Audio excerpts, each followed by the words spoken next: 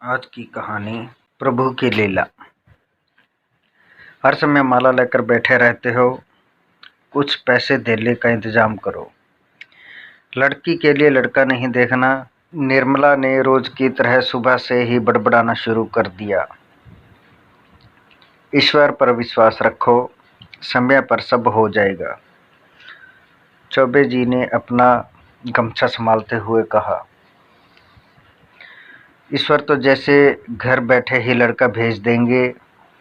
उनके पास तो कोई काम है नहीं, सिर्फ आपका ध्यान रखने के अलावा। अरे क्यों पूरा दिन चकचक करती रहती हो? चौबे जी कभी गुस्सा नहीं होते। वो तो बस पूरा दिन बस लड्डू गोपाल के बारे में ही सोचते हैं। जयपुर वाली मौसी बता रही थी उनके रिश्तेदारी में एक लड़का है। अब देखकर तो जब आओगे, जब जेब में 1000-2000 रुपये होंगे, जो 2-4 रुपये बचते हैं उन्हें अपने दोस्तों को उधार दे देते हो। आज तक लौटाए हैं किसी ने? आज तक किसी चीज़ की कोई कमी हुई है? आगे भी नहीं होगी ईश्वर की कृपा से। तुम तो मुझे भजन ही भी नहीं करने देती। भजन ही करना था तो शादी क्यों की? अब वो बैठे बिठाए तुम्हारी लड़की की शादी भी कर जाएंगे। हाँ, रहने दो बस। लो थैला पकड़ो और जाओ सब्जी ले आओ। और हाँ, जिस लड़के के बारे में मैंने बात की है उसके बारे में ज़रा सोचना। परसों जाना है तुम्हें। अब थोड़े बहुत पैसों के लिए एफडी तो तुड़वाओगे नहीं। जो यार दोस्तों को उधार दे रखे हैं उनसे ज़रा मांग लो। थैला लेकर निकल तो गए, लेकिन विचार यही है मन में, पैसों का इंतजाम कैसे होगा। सब्जी लेने से पहले ज़रा अपने दोस्त से अपने पैसों की बात कर ली जाए। जिस शोरूम में काम करता है वो भी पास ही है। राकेश ने अपने मित्र को देखा तो गले लगा लिया। चौबे, कैसे आना हुआ? कुछ ना भैया, कुछ समस्या आन पड़ी है। पैसों की सख्त ज़रूरत है। अपने ही पैसे चौबे जी ऐसे मांग रहे हैं जैसे उधार मांग रहे हों। देखता हूँ साहब से मांगता हूँ। 6 दिन पहले ही विदेश से आए हैं। ऐसे 6 शोरूम हैं उनके पास। बात करके तुम्हें बता दूंगा। और बताओ, ललिया ठीक है? कैसे चल रहा है उसका योगा क्लास? बढ़िया चल रहा है। सुबह 5 बजे जाती है, पूरा 5000 कमाती है। चौबे जी ने बड़े गर्व से कहा। स्वर्गुण संपन्न है हमारी लाली। कैबिन से बाहर निकले ही थे, एक जगह नज़र टिकी गई। इतनी सुंदर मूर्ति लड्डू गोपाल की। चौबे जी अपलक देख रहे थे, जैसे अभी बात करने लगेगी।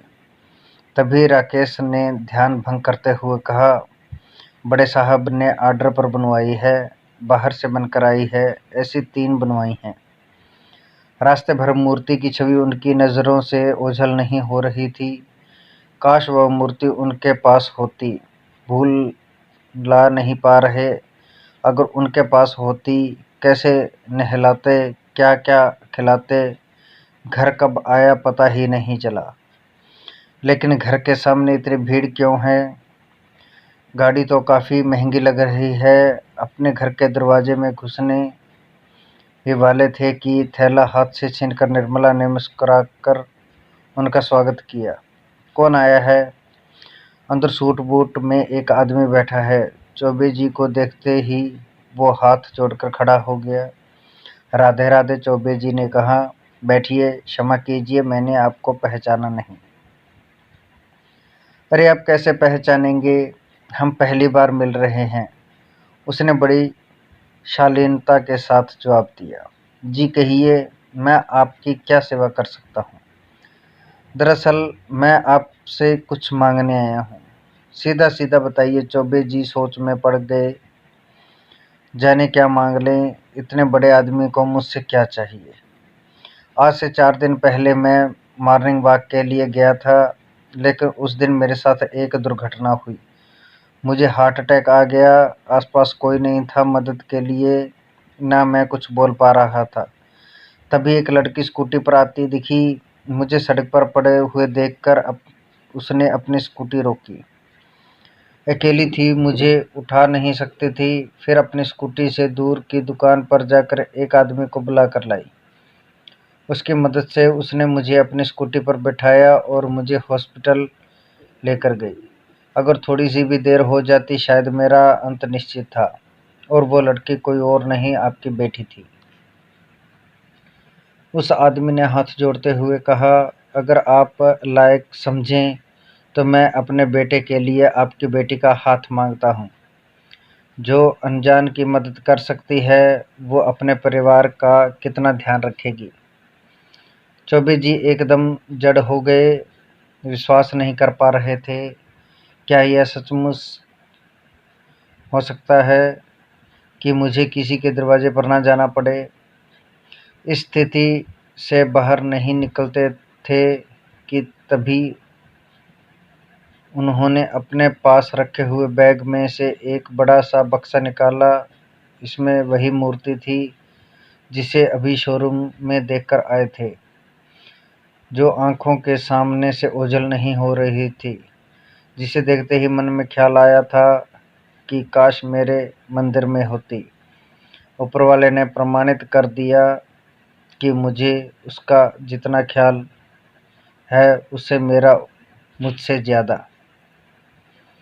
प्रतिदिन प्रेरणादायक कहानियाँ सुनने के लिए हमारे चैनल को अभी सब्सक्राइब करें।